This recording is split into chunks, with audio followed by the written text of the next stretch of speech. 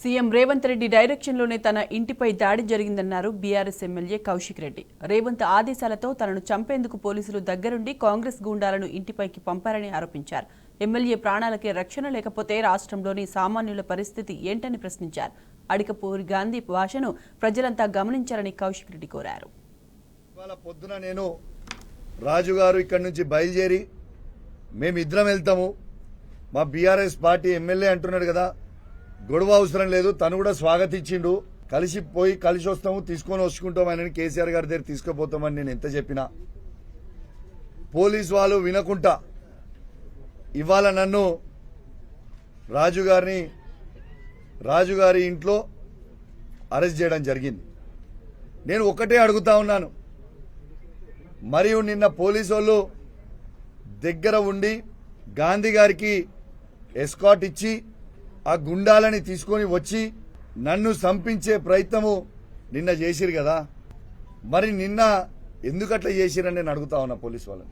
ఇలా సైబరాబాద్ పోలీస్ అనేది ఆ 30-40 మందిని ఆపలేకపోయినరా?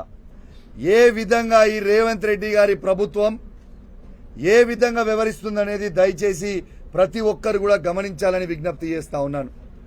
స్వయంగా రేవంత్ రెడ్డి గారే అక్కడ ఆదేశాలు ఇచ్చి కౌశిక్ రెడ్డి గారిని హత్య చేయండి ఇలా ఏదన్నా చేసి అని చెప్తే,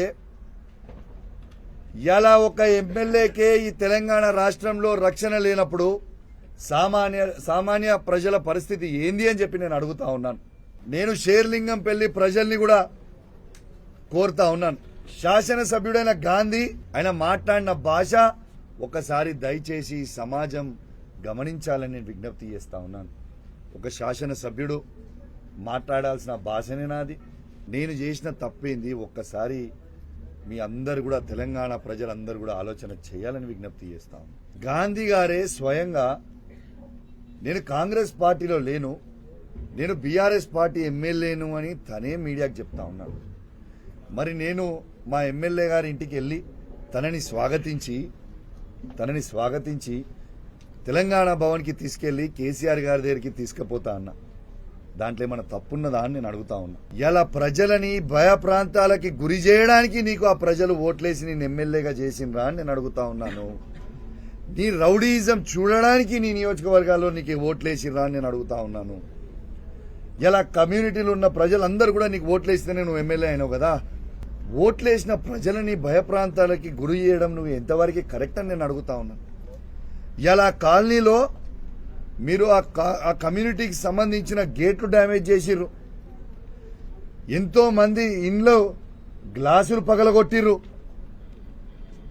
నా ఇల్లుతో పాటు వాళ్ళ కారద్దాలు పగలగొట్టిండ్రు. ఇది సమాజానికి కరెక్టా అని నేను అడుగుతా ఉన్నాను.